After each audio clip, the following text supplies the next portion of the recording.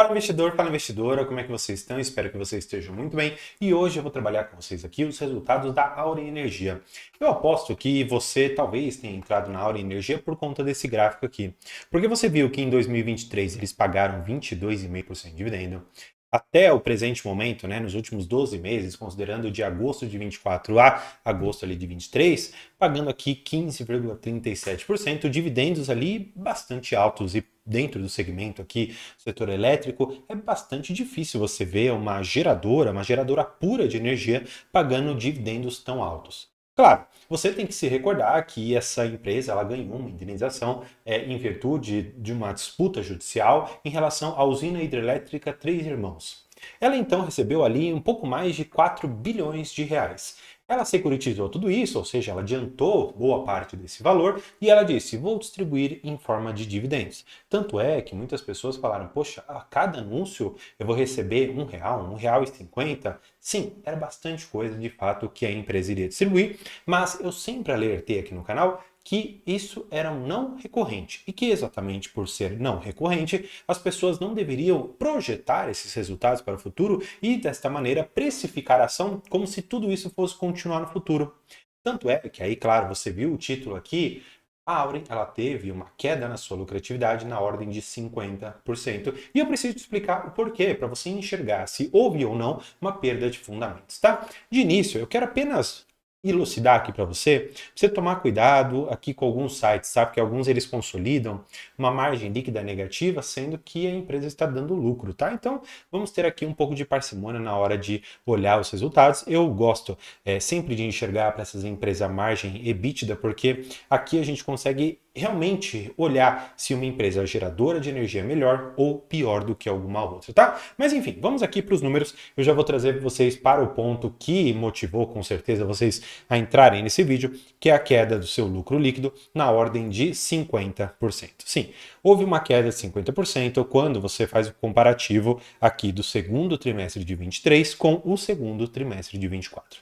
Eu vou elencar para vocês dois principais motivos. Então, esse vídeo vai ser bastante curto, tá? Porque eu vou te mandar aqui na lata o que aconteceu. A primeira coisa, você teve, em relação a duas das três fontes que eles têm de geração de energia, problemas. Não problemas em relação à sua operação, mas por conta da ONS, né? Que é o Operador Nacional do nosso sistema elétrico. Ele disse o seguinte: olha, na parte hídrica, nós temos um ponto importante. A ONS falou: olha, dá uma segurada aí na quantidade de energia. Como que uma hidrelétrica ela faz energia, né? E assim, foi bastante grosseira a maneira que eu trouxe aqui para vocês, mas é para trazer um pouco a atenção, porque eu acho que vale a pena. Pense que você tem um reservatório de água e aquela água ela desce, passa por uma turbina que então ela gira e consegue fazer a energia, e você tem a vazão da água, que normalmente você vê em alguns tantos lugares que é uma água com uma pressão muito grande, né, que acaba saindo de lá. O operador nacional ele falou: olha, diminui um pouco. E aí, quando você diminui a vazão, você diminui a quantidade de energia criada, criando menos energia, você recebe menos. Fácil. O operador também, ele falou: olha, você tem o hídrico, você tem o eólico e você tem o solar. Vamos fazer o seguinte: no eólico, para de produzir um pouco. Manda fechar lá a produção. Fala para as pás pararem de girar, que é o que a gente chama tecnicamente de curtailment, que é uma obrigação, ou talvez ali uma regulamentação da ONS, no sentido de, olha, quando nós estivermos com excesso de energia na rede, nós vamos pedir para você vazar ali menos água, para você girar menos a turbina, nós vamos pedir para você rodar menos ali a sua pá eólica, não porque eles querem que aumente o valor da energia, não é isso, eles não têm esse interesse. Na verdade, o ponto é que existe um excesso de energia na rede e muitas vezes, por conta de falha na infraestrutura que nós temos de escoar a energia, por exemplo, que é produzida no Nordeste, que é muito rico em produção eólica e solar, você não consegue trazer isso para o centro, centro-oeste, você não consegue talvez trazer para o sul, sudeste, e aí você fica com excesso de energia que você não consegue escoar, e isso não é bom. Não é nada bom.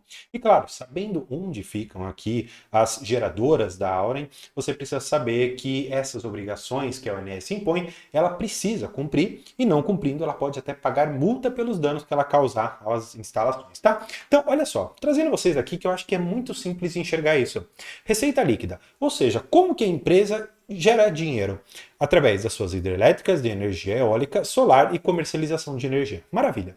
Eu vou tirar essa última aqui só para a gente trabalhar com essas três primeiras. Olha só, quando você compara ano com ano, olha só, solar não tinha. Então, aqui o comparativo, maravilha, você criou uma receita. Agora, quando você olha essas duas linhas aqui de energia eólica e você olha aqui a de energia hídrica, até invertir, você consegue perceber, portanto, que houve uma queda significativa quando você olha de um ano para o outro. Claro, na energia eólica você teve um pequeno acréscimo, porque em relação ao ano passado você não teve ventos tão fortes quanto você teve neste ano. Então tá bom, você já entendeu a primeira coisa. Neste ponto aqui da receita você diminuiu, porque na eólica você poderia ter compensado um pouco, mas o operador nacional ele mandou segurar a produção, apesar dos bons ventos que estavam fazendo lá. Tanto é que existe uma discussão, e aqui eu já vou trazer você para o segundo ponto que impactou muito os resultados. Aqui existe algo que vem sim sendo estudado e algumas empresas estão num dilema que vale a pena você conhecer, que é, olha, nós já estamos com excesso de energia em algumas regiões. E a questão da transmissão de energia demanda pelo menos 4 anos para você colocar de pé uma linha talvez razoável ali, uma linha grande. Então, poxa, será que vale a pena hoje eu iniciar algum investimento? E aqui eles estão fazendo conta, porque eles falam, olha, eu vou gastar aqui alguns tantos bilhões para colocar de pé. Quanto está o custo spot ali? Quanto está o custo da energia? Poxa, a energia está custando R$ 80 ali, o megawatt-hora? Poxa, não me parece tão legal assim. Então, eu não vou produzir. Só para você ter um comparativo, na época ali da pandemia, com crise hídrica, nós tivemos esse valor spot a quase R$ 1.000. Claro, a termoelétrica. Então, é um pouquinho diferente, mas ainda assim, para hídrica e eólica, eles estavam baseando ali na faixa dos seus R$ 700, R$ 800. Então, é uma diferença de 10 vezes. Portanto, naquele momento, lá 2, 3 anos atrás, valia a pena. Agora, nos atuais momentos, talvez já não vale mais a pena colocar de pé. Tanto é que algumas empresas estão segurando um pouco as obras, esperando melhorar um pouco esse cenário para então ver se vale a pena até mesmo concluir a obra que eles têm lá dentro, tá bom? Bem, vamos dar seguimento aqui para a gente enxergar qual foi o segundo ponto. E claro, eu sou bem nítido com vocês no que impactou. E apesar de você não enxergar isso nesse momento aqui, eu vou trazer você para a página correta, que é a página 35, que sim, eu olhei tudo isso daqui para vocês. Só para você enxergar o que aconteceu, basicamente você tem o EBITDA, tá bom? E aí você tem depois o resultado financeiro, que são os juros que você recebe e os juros que você paga. E aí finalmente você tem um menos o outro, você vê se você teve mais juros recebidos ou se você pagou mais juros. Qual que é o importante?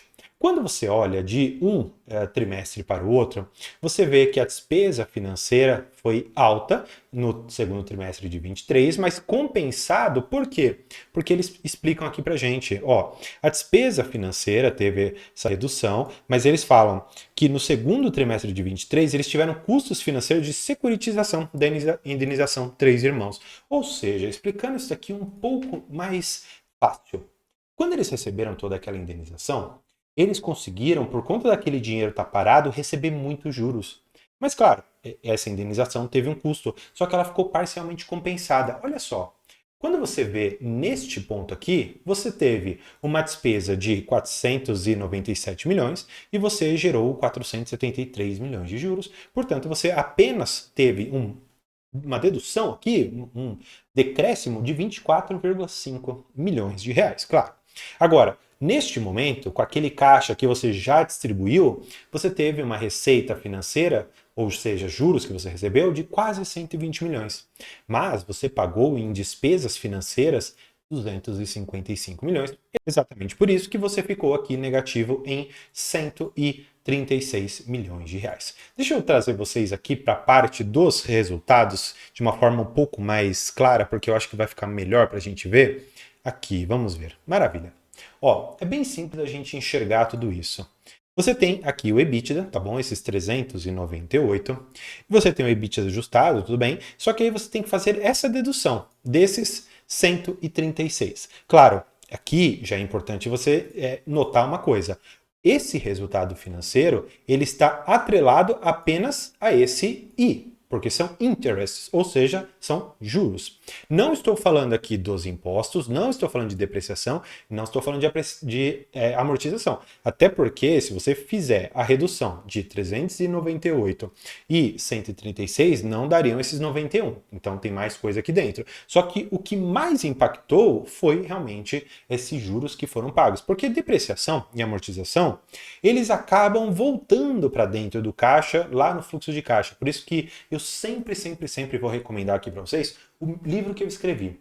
Fui eu que escrevi cada uma das palavras que estão lá dentro e eu te explico como analisar um balanço patrimonial, explico como analisar também um demonstrativo de resultados e como cada coisa ali conversa de uma forma bastante didática para pegar do principiante até a pessoa um pouco mais experiente nesse segmento, tá bom? Mas vamos falar dos resultados consolidados aqui da empresa, porque eu acho que tem muita coisa que vale a pena a gente trazer, porque eles foram bastante cautelosos em trazer algumas mensagens que eu até deixei grifadas, tá? E aqui vale a pena a gente trazer algumas análises fundamentalistas da empresa. Vamos lá.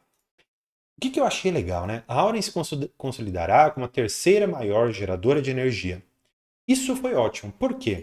Porque quando o operador falou, olha, na hídrica você vai ter que vazar menos água, na eólica você vai ter que parar de produzir por um determinado momento. Poxa, você colocando o solar para dentro, maravilha, você vai continuar mantendo a sua receita boa. Então, isso foi um ponto positivo. Mas você precisa saber que a S Brasil, que foi ali a incorporada, ela tem uma dívida muito grande. Exatamente por isso que nos próximos trimestres, na parte já consolidada, você vai ver essa alavancagem bem mais alta.